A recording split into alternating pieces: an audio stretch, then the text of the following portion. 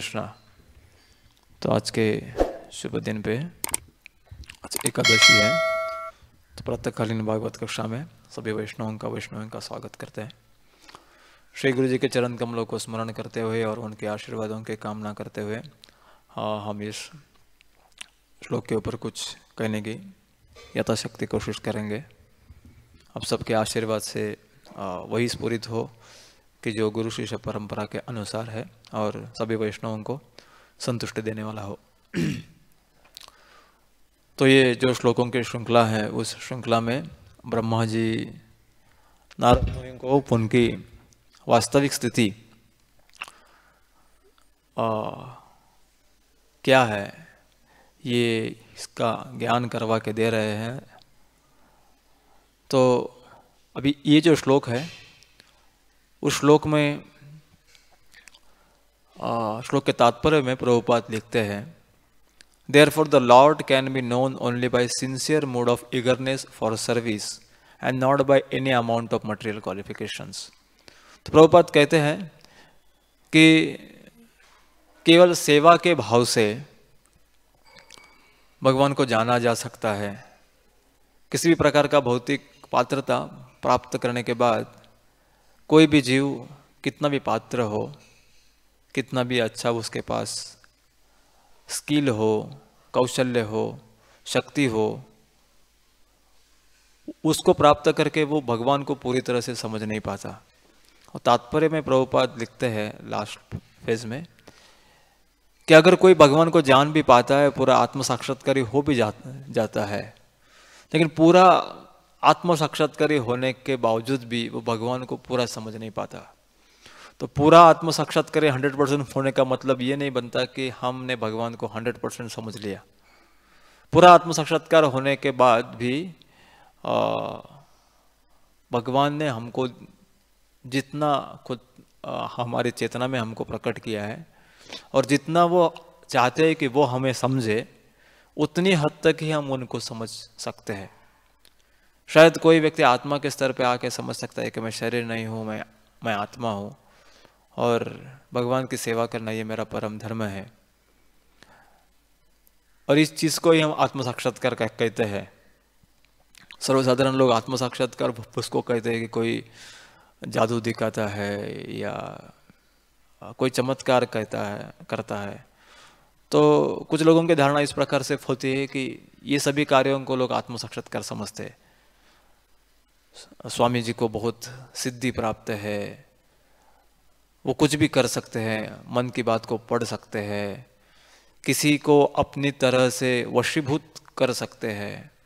तो इस प्रकार से कुछ लोग समझते हैं कि इसको आत्म साक्षात्कार समझते हैं।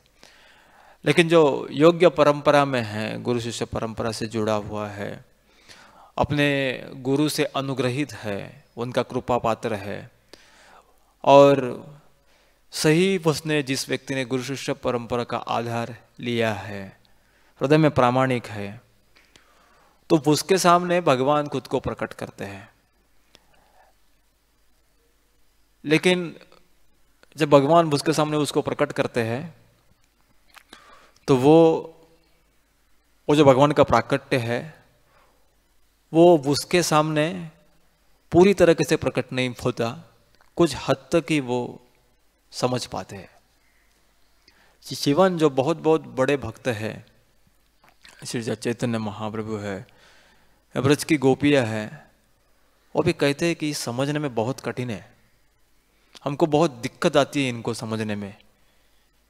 इनका व्यवहार, इनके कार्यकलाप किस प्रकार से है, कुछ भी समझ में आता नहीं।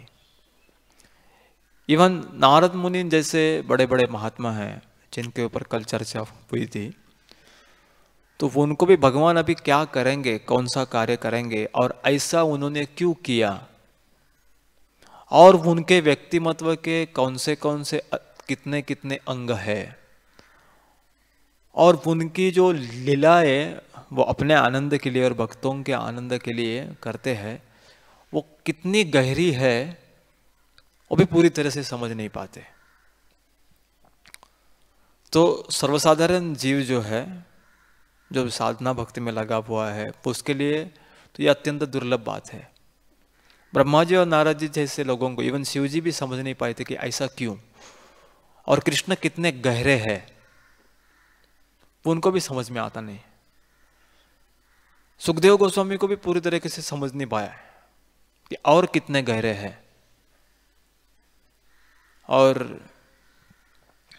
परीक्षित महाराज भी पूछते हैं ये कैसा है, वो कैसा है, आप थोड़ा इसके ऊपर थोड़ा प्रकाश डालिए, मैं ये बात को सही तरह से समझ लेना चाहता हूँ, मैं वो बात को बहुत अच्छी तरह से समझ लेना चाहता हूँ, आपको विषय को बीच में छोड़ के आगे मत जाइए।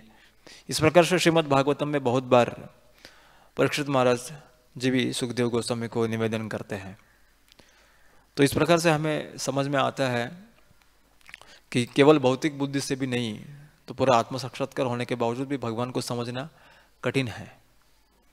लेकिन कृपावश भगवान स्वतंत्र होने के कारण उनको जितनी आवश्यकता लगती है उतनी मात्रा में आत्म साक्षात्कारी व्यक्ति को के सामने भगवान खुद को प्रकट करते हैं।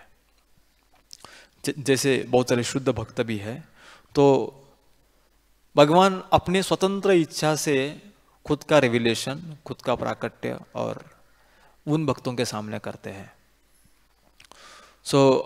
हम अगर ये भक्तों की चर्चा करते हैं तो भगवान को किस तरह से हम वो छोटा सा उनका जो साक्षात्कार है वो कितना करवा के देते हैं, या वो करवा के देने के लिए क्या करना पड़ेगा, या पिछले इतिहास में किस प्रकार से भगवान ने अपनी स्वतंत्र इच्छा से भक्तों को अपने सामने प्रकट किया है। अगर इसके ऊपर हम थोड़ा विचार करते हैं तो हम श्रीमद् भागवतम के 10वें अध्याय के 46 चैप्टर में, जहाँ उद्धव जी है वो ब्रज की यात्रा करते हैं, उस प्रसंग में जा सकते हैं। सो वहाँ प्रथम के 1-2 श्लोकों में सुखदेव गोस्वामी उद्धव जी कौन है ये एक श्लोक में वर्णन करते हैं, और उसके बाद उसके अगले वाले ही श्लोक में, चौथे वाले श्लोक में व्रज की जो गोपियाँ हैं वो कौन है इनके बारे में वर्णन करते हैं। और फिर पूरे चैप्टर में हम देखेंगे तो ये समझ में आता है कि उद्धव को कृष्ण ने वृंदावन में भेजा था, कह के भेजा था कि आप थोड़ा गोपियों को कुछ पढ़ा के आ जाओ, उनके थोड़ी सांत्वना करके आ जाओ। लेकिन वास्तविक कृष्ण का हेतु ये था उद्धव को वृंदावन भेजने का कि वो गोपियों से कुछ सीख के वापिस आए।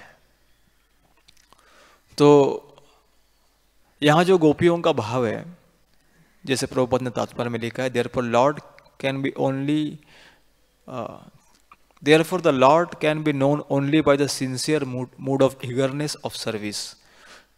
So, सेवा करने का जो परमोच्च भाव है वो गोपियों के पास था, जिसमें कोई और दूसरी मिलावट नहीं थी। और वो कैसा भाव होता है ये सीखने के लिए उद्धव जी ने उनको भेजा था। तो ये पूरा चैप्टर पढ़ने के बाद समझ में आता है हमें कि गोपियों का जो भाव है वो उद्धव जी का जो भाव था उससे भी श्रेष्ठ है। वैसे आध्यात्मिक जगत में देखा जाए तो कोई भाव श्रेष्ठ नहीं होता और कोई कमजोर नहीं होता, दोनों ही एक ही स्तर पे होते हैं। फिर भी रसास्वादन के हिसाब से देखा जाए तो गोपियों का जो मूड है या गोपियों ने जो भाव विकसित किया था वो भाव उद्धव जी कृष्ण के चचेरे भाई, कजिन ब्रदर वो होने के बावजूद भी, उनके प्रिय प्रमुख मंत्री होने के बावजूद भी, और साक्षात बृहस्पति के शिष्य होने के बावजूद भी वो गोपियों का जो सेवा भाव है उसको पूरी तरह से समझ नहीं पाए थे। और प्रभुपाद तात्पर्य में लिखते हैं कि भगवान को बहुत अच्छे तरीके से जाना जा सकता है और केवल सेवा भाव से। तो वहाँ सुखदेव गोस्वामी जो है वो उद्धव जी का वर्णन करते हैं। वृष्णिनान प्रवरो मंत्री कृष्णस्य दयिता सखा। वृष्णिनाम मतलब वृष्णियों के, प्रवरो मतलब बहुत उत्तम प्रकार के मंत्री थे। उनके राज दरबार में, उग्रसेन महाराज के दरबार में बहुत सारे मंत्री थे, बट इस सब मंत्रियों में प्रवरो मतलब सबसे उत्तम मंत्री उद्धव थे। कृष्ण से दयित सखा, कृष्ण के सखा थे, एकदम हृदय के निजी थे, पास वाले थे, और ऊपर से भाई भी थे। शिष्यो बृहस्पति, और बृहस्पति जी के शिष्य थे। सब प्रकार के योगा प्रणालियों का अभ्यास करके आए थे, सब प्रकार के तत्वज्ञानों का अभ्यास किया था। मेरे सबसे 8 प्रकार के तत्वज्ञान है। न्याय मिम, हाँ 6, हाँ 6 प्रकार के तत्वज्ञान है। वो सब प्रकार के तत्वज्ञान पढ़ के आए थे वो। और साक्षात उद्धवो बुद्धि सत्तमा, बुद्धि में एकदम सर्वश्रेष्ठ थे। बृहस्पति ने उनको डायरेक्ट पढ़ाया था। बृहस्पति के पास बहुत लोग पढ़ने के लिए जाते हैं, लेकिन सभी को बृहस्पति नहीं पढ़ाते। अपने शिष्यों को कहते हैं कि ये देवता है, इनको थोड़ा इनके क्लासेस कंडक्ट कर लो, मैं थोड़ा बिजी हूँ। लेकिन बृहस्पति ऐसे बुद्धिमान थे कि उन्होंने सोचा कि इनको किसी दूसरे के हाथ में पढ़ाने के लिए भेजा तो ये इस प्रकार से सवाल पूछेगा कि पढ़ाने वाला कंफ्यूज हो जाएगा, बेटर मैं ही इनको पढ़ाता हूँ। तो उद्धव को उन्होंने खुद पढ़ाया था। तो ये उद्धव जी का व्यक्तिमत्व है, जो व्यक्तिमत्व को लेके और जिस भाव को लेके वो वृंदावन के लिए निकले थे। हाँ, ये वृंदावन में जाने के पूर्व का व्यक्तिमत्व था उनका। और वृंदावन में जो गोपियाँ हैं उनका वर्णन 4 श्लोक में करते हैं। श्रीमद् भागवतम 10वां स्कंद 46 नंबर अध्याय और 4 श्लोक, उसमें लिखते हैं the mind of those gopis are always absorb in me. Krishna वर्णन करते हैं कि गोपियाँ तो बृहस्पति की शिष्य नहीं है, ना तो वो बड़ी मंत्री है, ना तो सब प्रकार की योग प्रणाली कहीं जाके पढ़ के आई है, फिर भी उनका मन पूरी तरह से मेरे में लगा हुआ है। And their very lives are ever devoted to me. लेकिन उनका पूरा जीवन है वो उन्होंने मुझे पूरी तरह से समर्पित किया हुआ है। For my sake they have abandoned everything related to their bodies, renouncing ordinary happiness in this life. उन्होंने मेरे लिए अपने शरीर के संबंधी जितने भी लोग हैं वो सबका त्याग किया है, और वो किसी क्षण में भी वो त्याग करने के लिए तैयार है। वो कभी ऐसा नहीं सोचेंगे, उनके मन में कभी अगर मेरी रिक्वायरमेंट है और अगर मैं चाहता हूँ कि गोपियाँ अपने पारिवारिक जनों का जो उनके शरीर से संबंध है और उनका शरीर स्वतः का जो भी है वो मेरी सेवा में अर्पण करने के लिए उनके मन में सेकंड थॉट नहीं आएगा, दूसरा विचार नहीं आएगा, अरे नहीं थोड़ा सोचता हूँ करना है कि नहीं करना है, यात्रा जाना है कि नहीं जाना है, सोचता हूँ। तो इस प्रकार का थॉट उनके मन में आएगा नहीं, वो तुरंत वो करने के लिए तैयार है। और पिछले के इतिहास में उन्होंने कई बार किया है। जब रासलीला में भगवान गोपियों के रात के समय में बुलाते हैं तो कुछ गोपियाँ गाय का दूध निकालती रहती है, कुछ अपने पति को खिलाती रहती है, किनके सामने ससुर जी बैठे हैं और प्रसाद पा रहे हैं। तो वो जब कृष्ण की बांसुरी वो सुनते हैं तो तुरंत जो काम कर रहे हैं वो उसको छोड़ देती है। कई गोपियाँ है वो अपने बच्चों को दूध पिला रही है तो बच्चों को फुटा के बाजू में रख के चल पड़ती है। तो तभी वो सोचती नहीं कि अपने परिवार के जनों में सोचती नहीं, अपने शरीर के संबंधियों के बारे में वो कभी सोचती नहीं। और वो संबंधों से और इस शरीर से प्राप्त होने वाला जो सुख है और जो धर्म पालन करने से प्राप्त होने वाला सुख है वो उसके बारे में भी वो कभी सोचती नहीं है। कई लौकिक धर्म इस प्रकार से है कि कोई भी प्रॉपरली मैरिड स्त्री है जिसका विवाह योग्य संस्कार से हो गया है और परिवार में जो है वो किसी दूसरे पुरुष ने बुलाने के बाद तुरंत अपना घर का कार्य छोड़ के चली नहीं जा सकती, ये लोक व्यवहार के विरुद्ध है। फिर भी गोपियाँ इस प्रकार का लोक व्यवहार के बारे में कभी सोचती नहीं है और योग्य तरीके से लोक व्यवहार करने के बाद सुख प्राप्त हो जाता है। कोई भौतिक धर्म का भी पालन करता है तो धर्म उसको सुख प्रदान करता है, लेकिन इस प्रकार के धर्मों का पालन करने से प्राप्त होने वाला सुख है या धार्मिक कार्य ड्यूटी जो कर्तव्य है वो करने के बाद भविष्य में जो सुख आने वाला है या भविष्य के जीवन में जो आने वाला सुख है उसके बारे में भी सोचने का गोपियाँ सोच नहीं सकती। तो इस प्रकार से गोपियों का भाव है। एंड फिर कृष्ण कहते हैं I am alone their dear most beloved one and indeed their very self I personally sustain such devotees who for my sake give up all worldly duties. इस प्रकार के जो इस जगत के जो कर्तव्य है उनका कृष्ण ये गोपियाँ त्याग करते हैं और इस प्रकार के जो भक्त है, उन भक्तों के लिए इन भक्तों का भार मैं स्वयं वहन करता हूँ। सो ये एक्चुअली सिखाना था गोपियों का भाव। तो ये गोपियों का भाव एकदम परमोच्च स्तर का भाव है, और ये सिखाने के लिए उद्धव जी को कृष्ण ने वृंदावन के लिए भेजा। तो ये जो उद्धव का वृंदावन जाना है वो प्रभुपाद के इस वाक्य का समर्थन करता है, जिसको तात्पर्य में प्रभुपाद लिखते हैं, therefore the lord can be known only by sincere mood of eagerness for service and not by any amount of material qualification.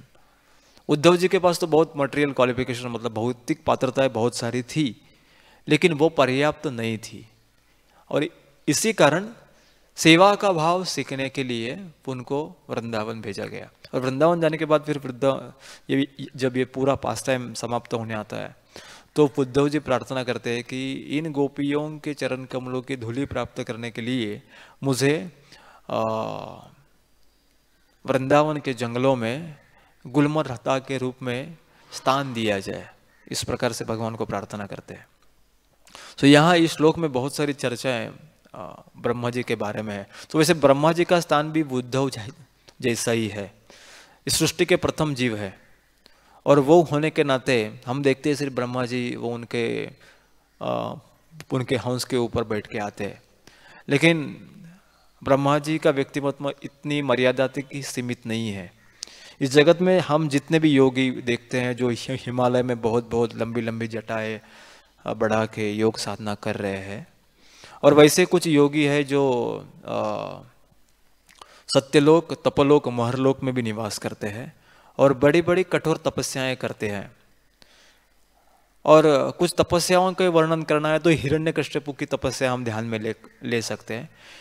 तो इस सारी प्रकार की तपस्याएं ऑलरेडी ब्रह्मा जी कर बैठे हैं, और he is a first class तपस्वी। उनका जैसे तपस्या इस ब्रह्मांड में अभी तक किसी ने की नहीं है। तो इस प्रकार की तपस्या ब्रह्मा जी करते। तपस्या करने वालों में सर्वश्रेष्ठ ब्रह्मा जी है, ऐसा प्रभुपाद ने तात्पर्य में लिखा है।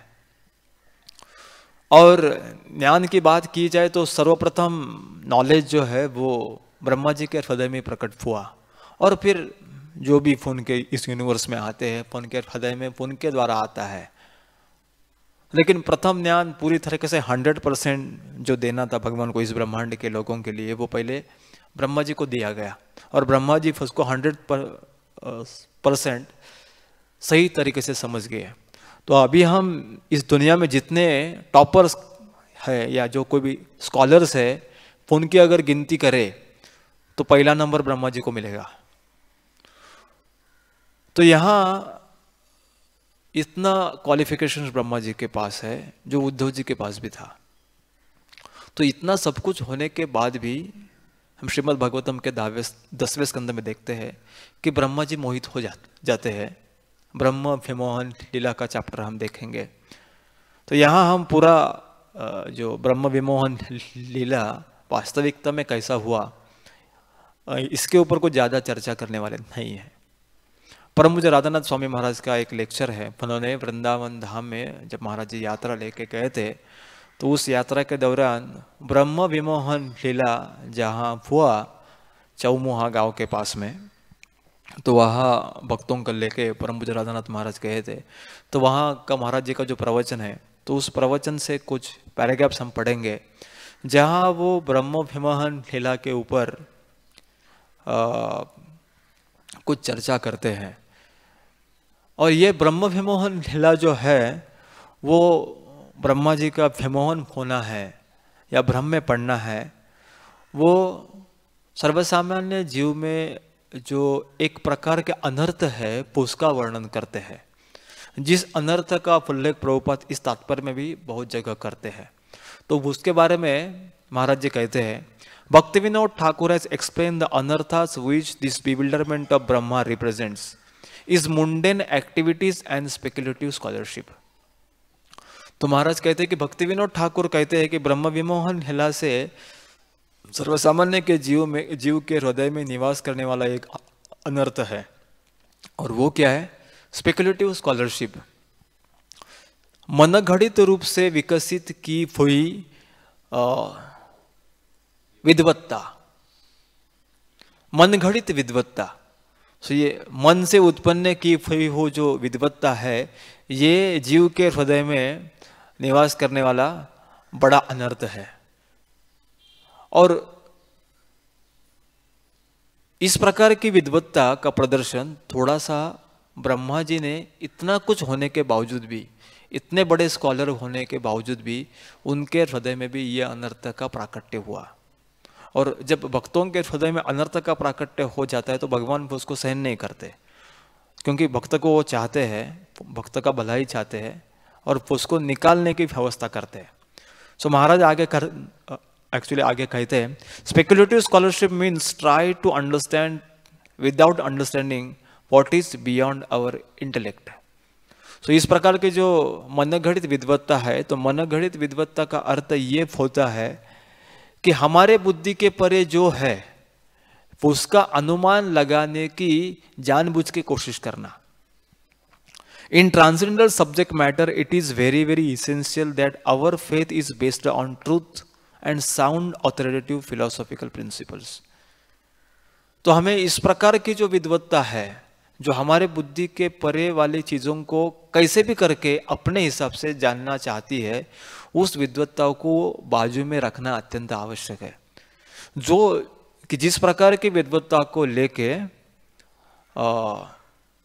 उद्धव जी वृंदावन के लिए निकले थे, और जिस प्रकार की बुद्धिमत्ता का थोड़ा सा टिंच ब्रह्मा जी की विचारधारा में भी था। लेकिन दूसरी तरफ देखे जाए अगर गोपियों को, तो गोपियों के हृदय में या उनके बुद्धि में इस प्रकार की विद्वत्ता नहीं थी, था वो सिंपल फेथ था। तो फिर महाराज आगे कहते हैं, however the conclusion of the truth or the conclusion of the philosophy is to know that Krishna is beyond the reach of our capacity of understanding. Actual बुद्धिमत्ता ये है कि कृष्ण हमारे सोच के परे है, इसको समझ लेना और इसका साक्षात्कार करना। हम कितने भी बुद्धिमान क्यों ना हो, लेकिन हमारी जितने भी क्वांटिटी में, जितनी भी मात्रा में हमारे पास जितनी भी बुद्धिमत्ता है, उस बुद्धिमत्ता के परे कृष्ण है, इसको समझ लेना, ये पूर्ण परफेक्ट बुद्धि का लक्षण है। तो इस प्रकार से महाराज यहाँ कहते हैं, when we come to this conclusion of real philosophy we just surrender to Krishna with faith. और ये साक्षात्कार के स्तर पे हम आ जाते हैं, ये समझावट जब हमको आ जाती है, तब हम कृष्ण को पूरी तरीके से शरणागत हो सकते हैं। तो इस प्रकार से महाराज ने यहाँ कहा। तो महाराज इसको फिर आगे जाके बताते हैं कि ये समझने के लिए, ये जो समझावट है कुछ बड़ी समझावट नहीं है, ये समझना कुछ बड़ी बात नहीं है। कृष्ण को समझना है कि मेरी जितनी बुद्धिमत्ता है उसके परे कृष्ण है, इतना ही समझ लेना है। लेकिन इसको प्रैक्टिकली समझ लेना बहुत डिफिकल्ट जाता है। तो महाराज फिर प्रभुपाद ने बताई हुई एक कथा हमेशा बताते हैं। तो वो कथा आप एक्चुअली सब लोग जानते हैं कि नारद मुनि एक दिन निकले थे वैकुंठ जाने के लिए। तो जाते जाते एक ब्राह्मण व्यक्ति फोन को मिला, जिसके पास ये स्पेकुलेटिव इंटेलिजेंस था, मतलब मनगढ़ित विद्वत्ता उस ब्राह्मण के पास थी। तो नारद मुनि ने मुझे कहा कि मैं वैकुंठ के लिए निकला हूँ, नारायण से भेंट होगी मेरी, तो आपको कुछ कहना है? तो बोले हाँ, उनको जाके पूछो कि मैं कब आने वाला हूँ उनके धाम में। फिर वहाँ से आगे निकले तो रास्ते में एक चप्पल तैयार करने वाले, मोची इसको कहते हैं, हाँ मोची कहते हैं, हाँ, तो वो मोची मिले। वो डेवोटी थे और सिंपल थे, उनके पास वो स्पेकुलेटिव इंटेलेक्ट नहीं था, मतलब मन घड़ित बुद्धि से चलने वाली बुद्धि उनके पास नहीं थी।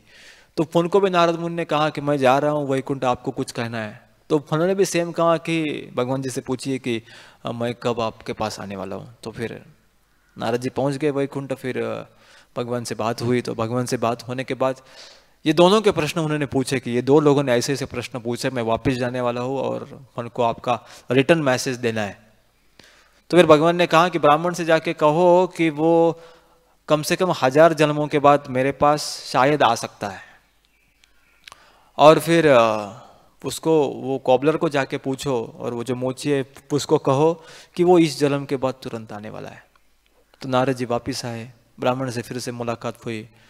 तो ब्राह्मण ने पूछा क्या कहा भगवान ने? तो उन्होंने कहा कि भगवान ने ऐसा कहा कि आप हजारों जन्मों के बाद शायद जा सकते हो। तो ये जैसे उस ब्राह्मण ने सुना कि बोले आप पाखंडी है, आप झूठ कह रहे हैं, आप वैकुंठ गए थे। वैसे तो आप वैकुंठ गए ही नहीं थे। तो उस व्यक्ति ने अपनी स्पेकुलेटिव बुद्धि लगाई और नारद मुनि का पोजीशन को भी उसने अंडर एस्टिमेट किया। बोले ये तो जा ही नहीं सकते। और फिर भगवान ने भी नारद मुनि को आगे क्या करना है वो भी पहले से बता के रखा था, क्योंकि उनको पता था ये ब्राह्मण और क्या प्रश्न पूछने वाला है। फिर ये ब्राह्मण ने पूछा ठीक आप गए ही थे तो बताओ भगवान कर क्या रहे थे? तो भगवान ने उनको ऑलरेडी क्या आंसर देना है वो बताया था। तो भगवान ने कह के रखा था कि इस ब्राह्मण को बताओ, ये जब पूछेगा तब, कि उनको बताओ कि एक सुई के नोक से मैं हाथी को निकल रहा था बाहर। तो उन्होंने बताया कि मैं गया तो भगवान ने एक हाथी को पकड़ा था और एक सुई के नोक से उनको बाहर निकल रहे थे। तो उन्होंने बताया, बोले मैंने गारंटी के साथ बोला कि आप गए ही नहीं थे। और भगवान कोई ऐसा कैसे कर सकता है कि इतने सुई के नोक से पूरा हाथी को बाहर निकाल सकता है? ये हो ही नहीं सकता। तो इस प्रकार का अविश्वास प्रकट किया। और वही फिर से वो कॉबलर के पास, वो मोची के पास गए। मोची के साथ भी वही प्रश्न उत्तर हुए। तो मोची ने पूछा कि मैं कब जाने वाला हूँ? आपने पूछा क्या? तो बोला हाँ मैंने पूछा, आप तो अगले जन्म में जाने वाले हैं। तो वो मोची पूछते कि जब आप गए थे तो मेरे भगवान कर क्या रहे थे? तो बोले कि वो हाथी को सुई से निकाल रहे थे। तो उन्होंने कहा हाँ ये हो सकता है, निकाले भी होंगे। तो फिर नारद मुनि पूछते तुम्हें कैसा विश्वास है? तो बोले उसमें क्या बड़ी बात है, बरगद का इतना बड़ा पेड़ होता है और उसका जो बीज होता है इतना छोटा होता है। तो इतने छोटे बीज में इतना बड़ा बरगद का पेड़ अगर भगवान बिठा सकते हैं तो इतने छोटे से सुई के नोक से हाथी को निकालना क्या बड़ी बात है उनके लिए। तो यहां से हम समझ सकते हैं इस कथा से कि उस मोची का विश्वास था वो एकदम सीधा साधा था। उसके पास स्पेकुलेटिव इंटेलेक्ट नहीं था। उसने आपको बुद्धि को आड़ा टेढ़ा लगाने की कोशिश नहीं की। तो फिर महाराज आगे कहते हैं, then we see the great scholars like Jiva Goswami, Shri Bhakti Siddhanta Saraswati Thakur, they can uphold all the highest principle and annihilate all opposing deviations. तो भक्ति विनोद ठाकुर को देख सकते हैं या भक्ति सिद्धांत सरस्वती ठाकुर को देख सकते हैं। जीव गोस्वामी के जीवन के जीवनी का अगर अभ्यास किया तो उनके सामने जितने भी गलत सिद्धांत जितने भी लोग लेके आए उन सब गलत सिद्धांतियों का खंडन पूरी तरीके से इस दोनों ने भी किया। फिर भी yet in their hearts of hearts such simple natural faith and love for supreme personality of God it was existing. लेकिन ये इतने बड़े स्कॉलर से थे, बड़े बड़े लोगों को पराजित कर सकते थे, लेकिन उनका वास्तविक हृदय देखा जाए तो वो सिंपल था। और भक्ति विनोद ठाकुर और जीव गोस्वामी और भक्ति सिद्धांत सरस्वती ठाकुर जी का तो विश्वास था वो नेचुरल था। जो गोपियों का जिस प्रकार का विश्वास नेचुरल था उस प्रकार का नेचुरल भाव इनमें भी था। तो फिर महाराज आगे कहते हैं, Prabhupada would roar like lion when Mayavadi philosophy was to be devastated. जब मायावादियों का खंडन करना होता था तो प्रभुपाद पूरे सिंह की तरह गर्जना करते थे। But he was like the most simple innocent child in his total faith and loyalty and devotion to guru and Gauranga. जब गुरु एंड गौरांग के प्रति विश्वास का प्रश्न आता था तो प्रभुपाद एक छोटे बच्चे के जैसे ही थे। जब छोटे बच्चे को अगर बताया जाए कि देखो बच्चे, उधर एक कोई बहुत बड़ा भयंकर जीव तुमको पकड़ने के लिए आने वाला है, तो बच्चा माता को पूछता नहीं है अरे सच्चे में आ रहा है क्या, वो तुरंत डर जाता है। सो प्रभुपाद का विश्वास उसी प्रकार का ही था। तो अब आजकल हम करंट मीडिया प्रोपोगंडा देखते हैं। व्यासासन की मर्यादा को ध्यान में रखते हुए मैं किसी का नाम नहीं लूंगा, बट करंटली जो मार्केट में चालू है, नए नए मूवीज रिलीज किए जा रहे हैं और जिसमें ये जितने भी मूवी तैयार करने वाले लोग हैं, दिग्दर्शक है, स्क्रिप्ट तैयार करने वाले लोग हैं, वो भगवान की छवि को इस प्रकार से लिखते हैं या उसका इस प्रकार से वर्णन करते हैं कि उन लोगों का वर्णन पढ़ के ही समझ में आता है कि इन लोगों का स्पेक्युलेटिव इंटेलेक्ट जो है, मनगढ़ित बुद्धि है, वो किस प्रकार से काम कर रही है। तो राम का वर्णन है वो वाल्मीकि जी ने बहुत जगह बहुत अच्छी तरीके से करके रखा है, ये तुलसीदास भी करते हैं बहुत अच्छी तरीके से, परंतु स्पेक्युलेटिव जो बुद्धि है उसके कारण ये राम को इस तरह दिखाते हैं कि कोई जंगल में रहने वाला व्यक्ति है जिसने करीब करीब 2-3 साल शेविंग ही किया ना हो, इस प्रकार का राम कहीं से निकल के आता है। पुष्पक विमान में सवारी करने वाला रावण जो है वो कभी कभी चाइनीज में जो ड्रैगन्स दिखाते हैं उस ड्रैगन्स में दिखाया हुआ बहुत जंगलों में रहने वाला कोई तो अनसिविलाइज पर्सन है, इस प्रकार से वो कहीं से तो बाहर आता है खटाक से। तो ये सब जो मॉडर्न इंटेलेक्ट है वो भी स्पेकुलेटिव इंटेलेक्ट है, और सर्वसामान्य लोगों के सामने मीडिया के द्वारा यही छवि प्रकट की जाती है। तो जो कोई नया व्यक्ति है वो जब इसको देखता है, या नया बच्चा है जो जब भी इसको देखता है तो वो पहले से ही अपने सिंपल फेथ से ग्रहण कर लेता है कि राम मतलब उनकी इतनी बड़ी बड़ी मूछें और बड़ी बड़ी दाढ़ियां थी, दिखने में बहुत विद्रूप थे, बहुत कुरूप थे। इस प्रकार से वो अपने सिंपल फेथ में उसको समझ के बैठता है। लेकिन इसके पीछे कारण क्या है? इन लोगों का स्पेकुलेटिव इंटेलेक्ट। सो इसलिए हमें सही इंटेलेक्ट जो है उसको विकसित करना चाहिए। महाराज आगे इस तरह का वर्णन कहते हैं और कहते हैं कि ब्रह्मा जी जब बिल्डर हो गए और उनको अपने पूरे गलती का एहसास हो गया, तो अपने पूरे गलती का एहसास होने के बाद उन्होंने भगवान से प्रार्थना की, और फिर भगवान से प्रार्थना करने के बाद उन्होंने उसके पहले ब्रह्मा जी ने प्रत्येक बछड़े और प्रत्येक गोप को 4 भुजाओं वाले विष्णु के रूप में परिवर्तित होते देखा, जिनके हाथ में शंख चक्र गदा पद्म थे। प्रत्येक के पास कौस्तुभ मणि मुकुट और रत्न थे। विष्णु के इन रूपों की पूजा ब्रह्मा जी ने देखा कि ब्रह्मा जियों की अलग अलग शक्तियां हैं, वो वहां आके प्रकट होके भगवान की पूजा कर रहे हैं। और तभी ब्रह्मा स्वयं को सर्वथा तुच्छ समझने लगे। ब्रह्मा जी अपने मन में सोच रहे थे कि जैसे दिन के समय बर्फ बहुत चमकीली होती है और बर्फ के ऊपर अगर सूर्य का प्रकाश पड़ता है तो वो बर्फ बहुत चमकती है, लेकिन रात को बर्फ की चमक पूरी तरीके से निकल जाती है और कई से तो मराठी में हम बोलते हैं काजवा, लुक वार्म रहता है, उसको क्या बोलते हैं, ग्लो वार्म को क्या बोलते हैं हिंदी में, जुगनू। लेकिन जगनू रात को चमकता बहुत तेजी से चमकता है और कहता है कि देखो मेरा प्रकाश कितना है।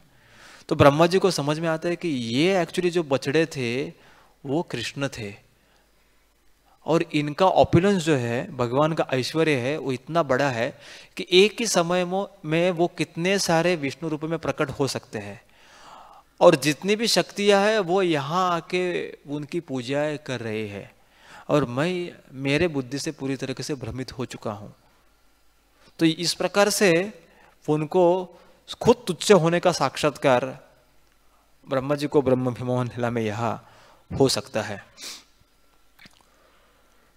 सो फिर ब्रह्मा जी को और क्या दिखता है?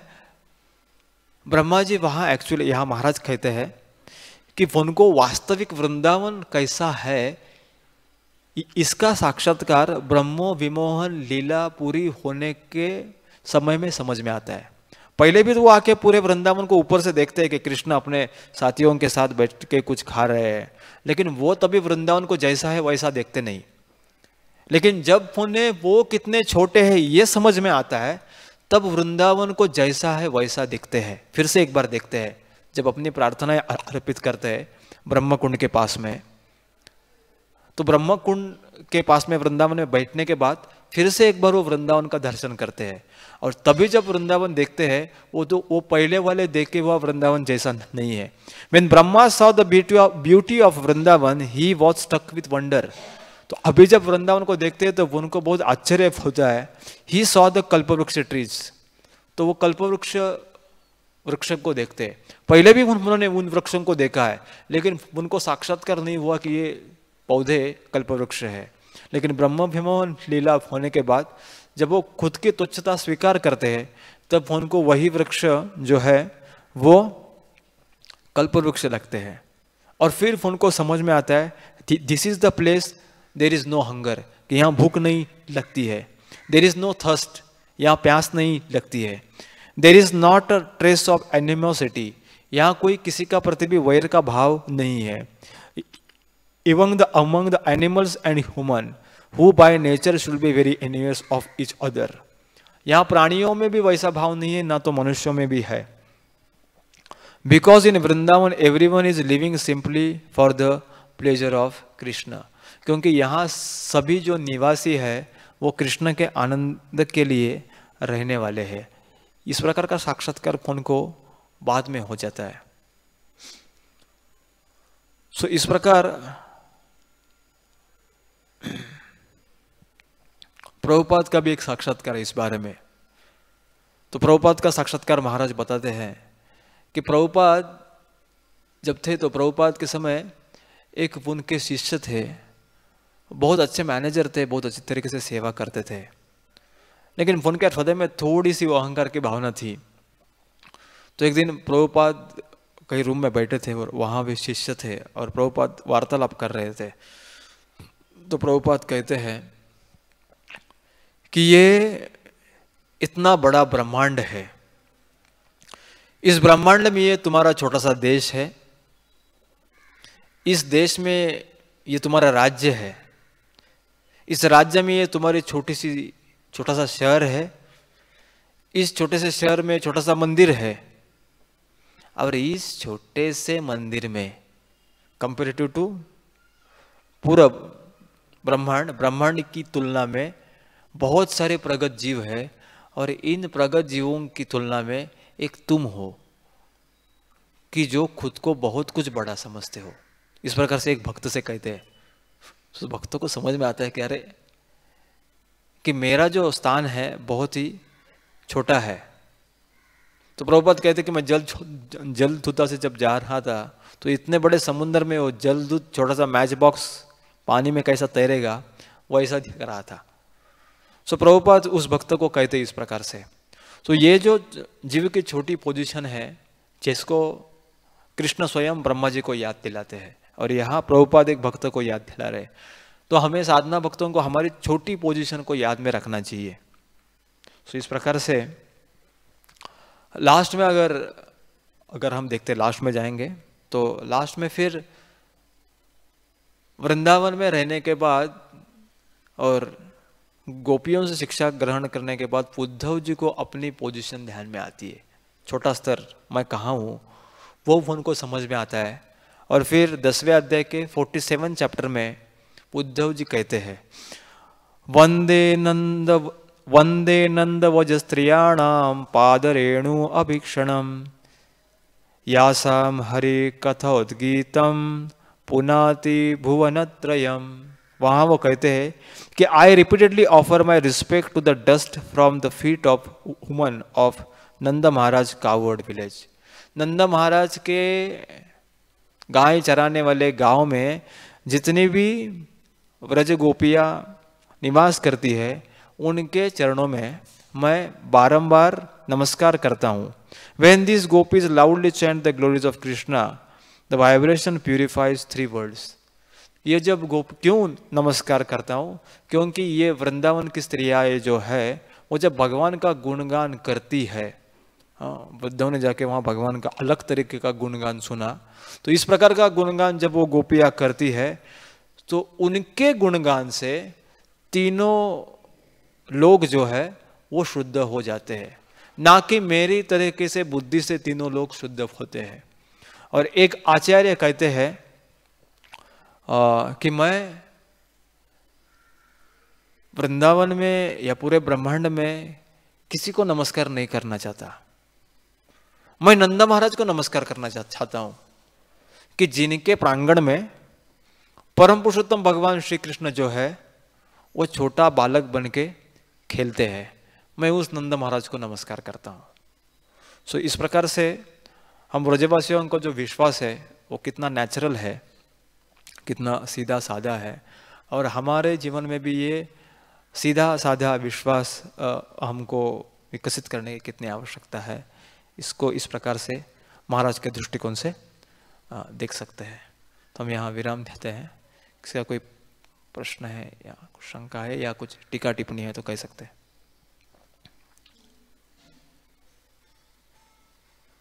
ग्रंथराज श्रीमद् भागवतम की, श्रील प्रभुपाद की,